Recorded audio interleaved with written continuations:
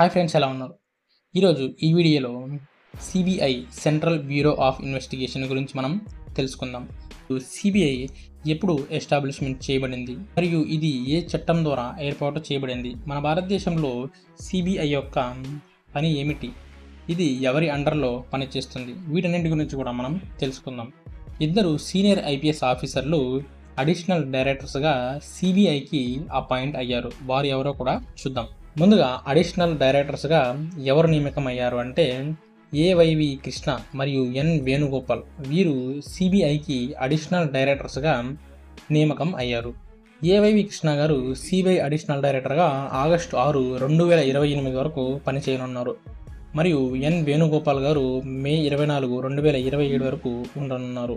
CBI అనేది కేంద్ర దర్యాప్తు సంస్థ, భారతదేశంలో అగ్రగామి పోలీస్ విచారణ సంస్థ. సాధారణంగా కొన్ని కేసెస్ సాల్వ్ అవ్వకపోతే సిబిఐకి ఇవ్వండి అని మనం సాధారణంగా చూస్తూ ఉంటాం.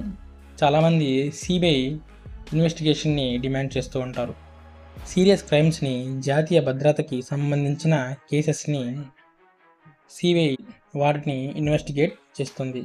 సిబిఐ ఎప్పుడు ఏర్పడింది? CBI central bureau of investigation 1963 April 1న ఏర్పడినది. కానీ 1941లోనే దీని యొక్క మూలాలు ఉన్నాయి. 1941లో ప్రపంచ యుద్ధం వరల్డ్ వార్ II జరుగుతుంది. యుద్ధ ఆయుధాల సరఫరాలో ఏ తప్పులు జరగకుండా ఉండడానికి, దీనిని చూసుకోవడానికి స్పెషల్ పోలీస్ ఎస్టాబ్లిష్మెంట్ ఎస్పీఈని 1941లో స్థాపించారు. దీనిని 1963లో సిబిఐగా తీసుకొని వచ్చారు. ఇది భారత ప్రభుత్వం యొక్క అధికార పరిధిలో ఉంటుంది. Ministry of personal, public grievance and pensions కింద పనిచేస్తుంది. సిబిఐ అనేది Delhi special police establishment act 1946 చట్టం ద్వారా ఏర్పాటు చేయబడినది. సిబిఐ కావాలి అని ఏ కమిటీ చెప్పింది అంటే, ఎవరు రికమెండ్ చేశారు అంటే సంతానం కమిటీ 1962, 1964 యొక్క రికమెండేషన్స్ని బట్టి ఈ సిబిఐని ఎస్టాబ్లిష్ చేయడం జరిగింది.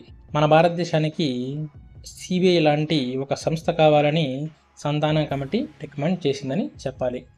ఇది ఎందుకు రికమెండ్ చేసిందంటే, కరప్షన్ని ప్రివెంట్ చేయడానికి, అంటే అవినీతిని నిరోధించడానికి సంతానం కమిటీ సిబిఐ యొక్క ఎస్టాబ్లిష్మెంట్ కొరకు రికమెండ్ చేయబడింది.